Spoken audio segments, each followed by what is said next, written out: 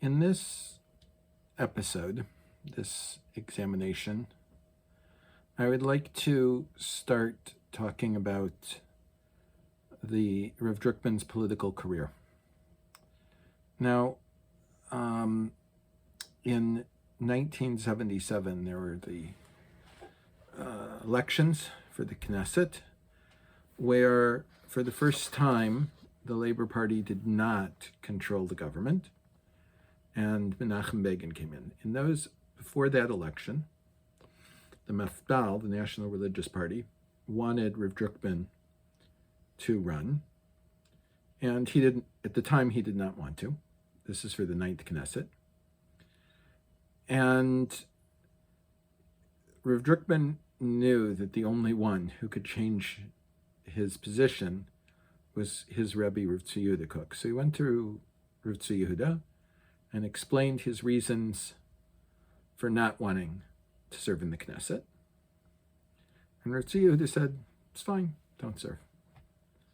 Later, he was baking matzahs. At the time, there was no matzah bakery around Merkaz Shapira as there is today and has been for the last at least 15 years, where the Rav would bake matzahs Erev Pesach. So he couldn't do it Erev Pesach if it's in Yerushalayim after Chatzos, so he went several days before. And after they had baked their matzahs, Rami, his oldest son, was grinding the matzahs for matzah meal. And the Rav was out getting a falafel, and he received a messenger from Ritzi Yehuda. The elders of Mafdal had met with Ritzi Yehuda, and Drukman, of course, went to Ritzi Yehuda, and Ritzi Yehuda told him that he would have to run for the Knesset. Whenever Rav Drukman would tell the story, he would say, Paratzti bebechi, aber kabalti alai et hadin. I broke out crying, but I accepted upon myself the judgment. He served in the 9th, 10th, 11th, and 15th Knessets. During the 10th Knesset was when the peace treaty between Egypt and Israel was signed. Before Begin left the airport, Rav Drukman was talking to him, and he asked what Begin would do if he were pressed to give up the settlements, meaning Yamit, in the Gaza Strip. I suppose at that time they didn't know that there would be no discussion over that the Egyptians didn't want it. The Gaza Strip, Yamit was in the Sinai, not the Gaza Strip.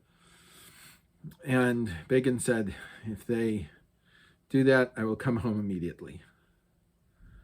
And Drukman was satisfied with this. In the end, the decision was made by the Israeli government. Begin didn't come home to give Yamit back.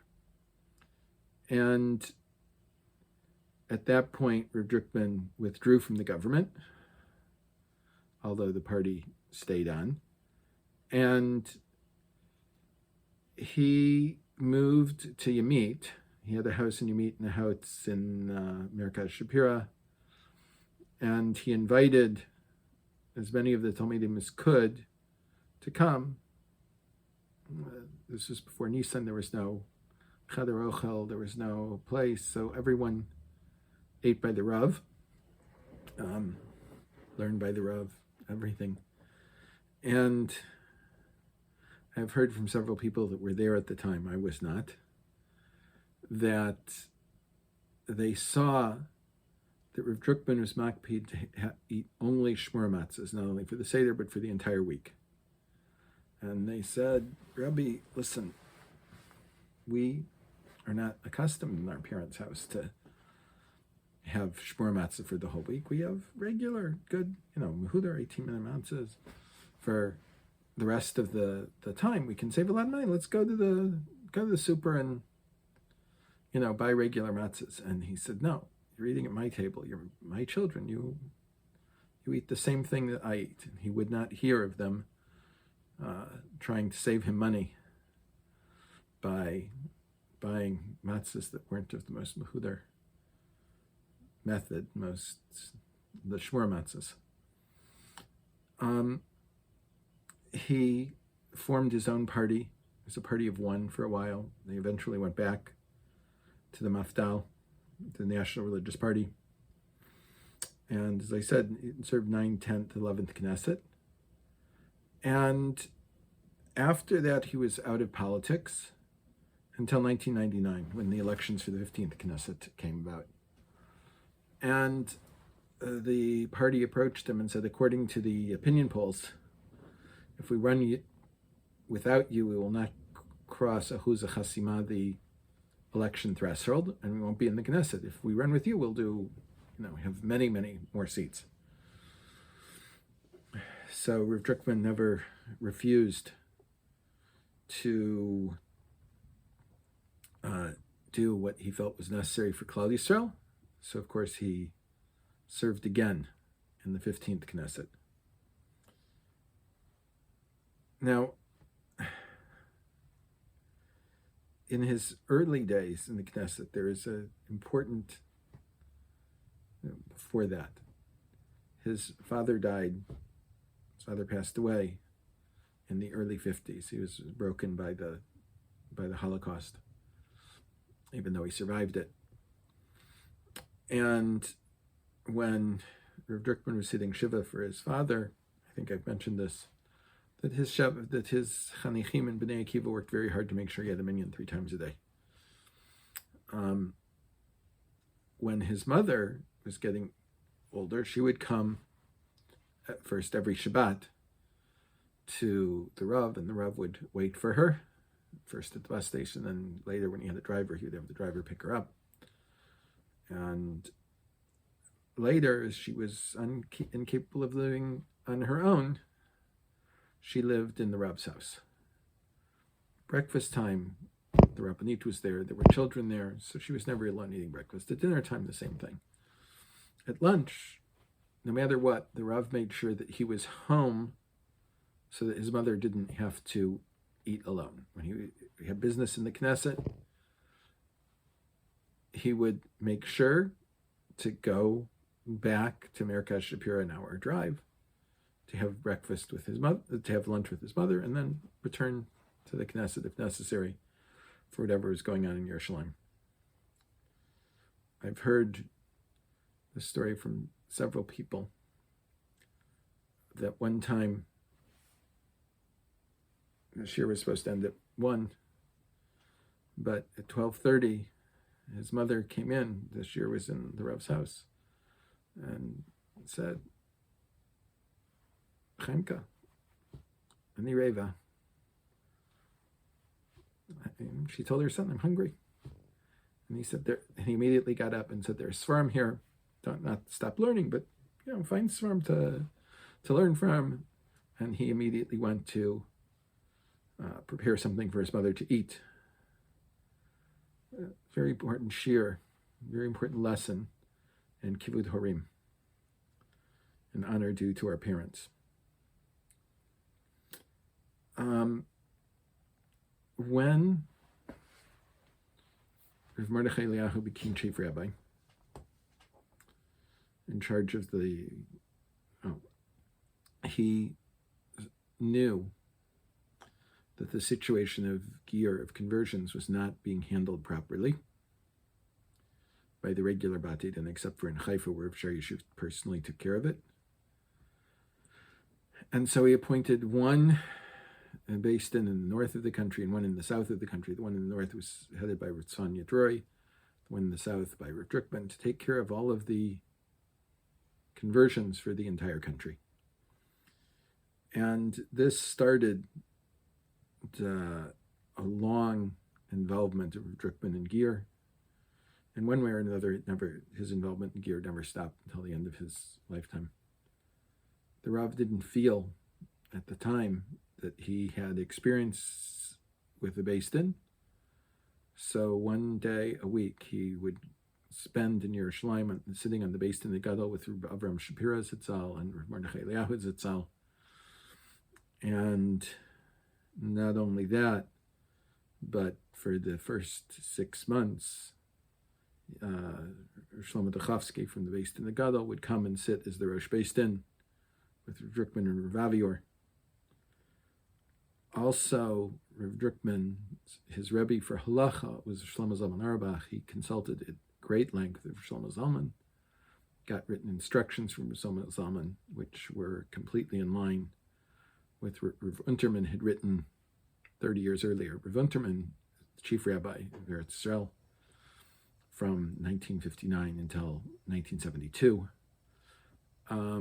wrote in the early 60s that there will be a time when the Iron Curtain falls, and there will be many people of Jewish ancestry, but themselves are not Jews, coming to Eretz Israel. How do we deal with their conversions? And Rav Unterman wrote on this at the time.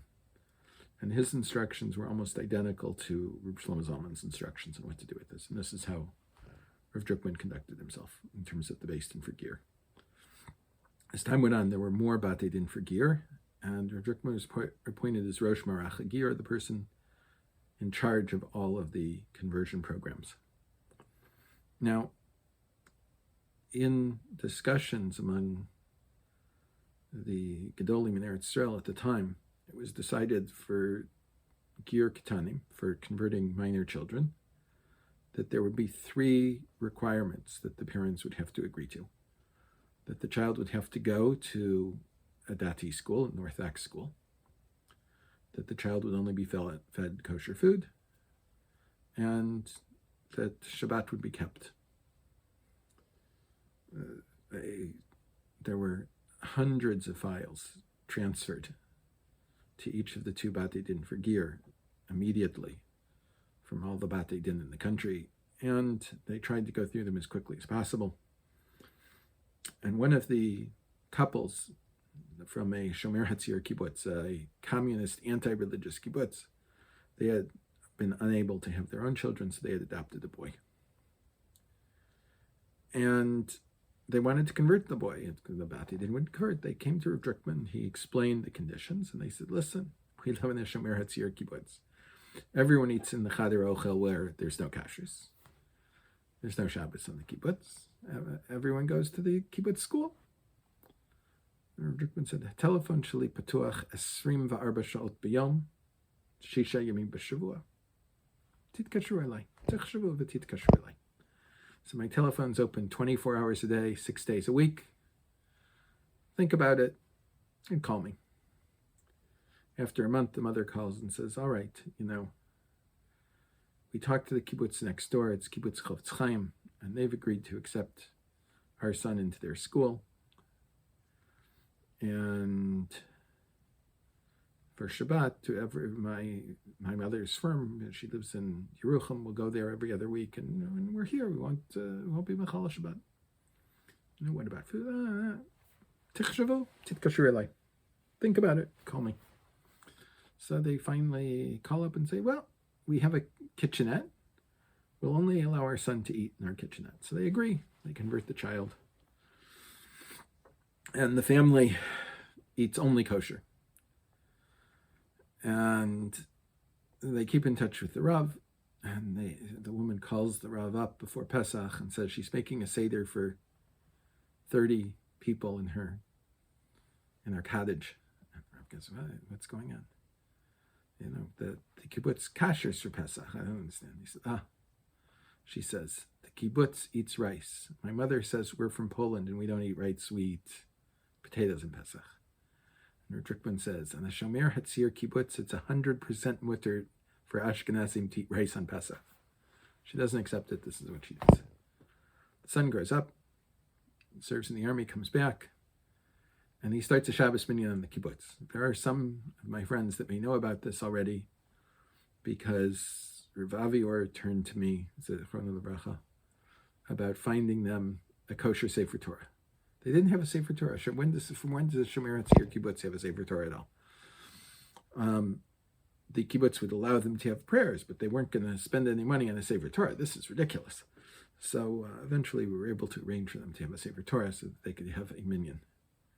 When everything is approached with love and caring, even with people you disagree with, they were still Shomer Tzirniks, they were still communists, they were still anti-religious, but among their group there was a Shabbos minyan on Shabbat. You can do incredible things when you work at it. We will continue with next time with the way Rav Drukman approached his work and the way he approached people. Everyone should have a wonderful evening.